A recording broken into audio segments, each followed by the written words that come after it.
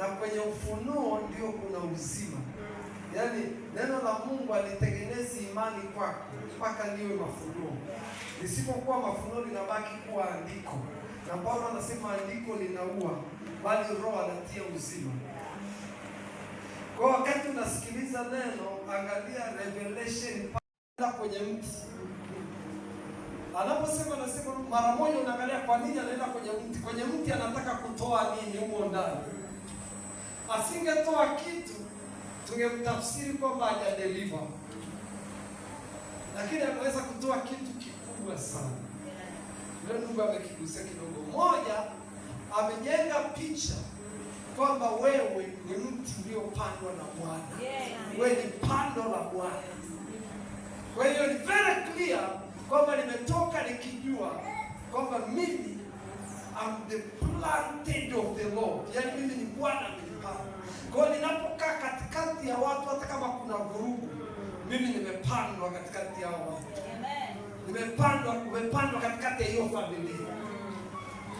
Hiyo ilikuwa ni kitu cha msingi, lazima ukidaki. Wangapi walielewa hiyo? Sasa mmeelewa zaidi? Sawa. Lakini akaonyesha kwamba pando lolote la Bwana lina misukosuko. Mti ulikuwa kando ya barabara, ambao watu wanaweza kukata kuni. Mwingine akipita na panga lake tu anakula miwa, mwingine anakuja na shoka lake. Kwa hiyo lilikuwa limejaa makovu, lakini lilihimili, maana lilikuwa lina kusudi. Halikuwahi kulalamika, na pengine grade ilipita ikang'oa mizizi mingine ikabaki, lakini kasema sivi wala siondoke. Wengine walikata na tawi moja kuni, lakini lenyewe likabaki.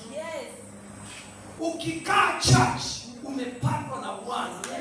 Mtu ananipelekaga kanisani analetwa na Bwana. Usiondolewe na vurugu za watu, wewe ni pando la Bwana.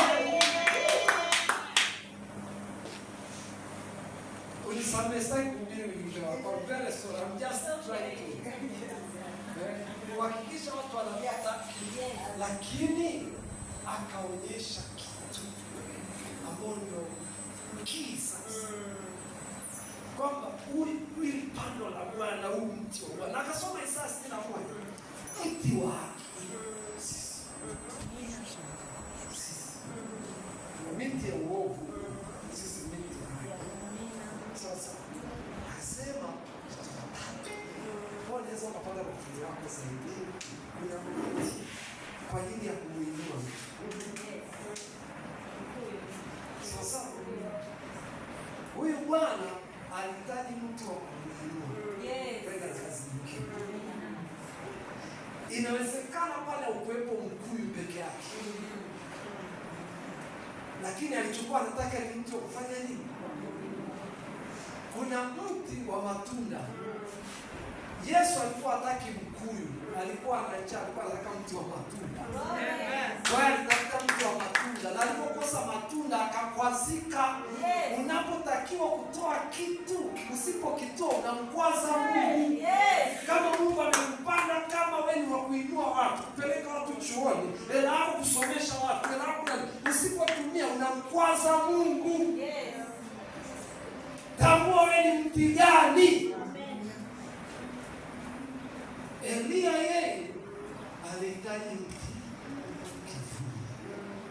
Na nitueleza, amefanya research kidogo. Huo mti ni kama bush. Sio mkubwa, lakini unatandaza nini? Ndio maana Elia alipomuona haleluya, kalala akasema sasa hapa nakufa katika starehe.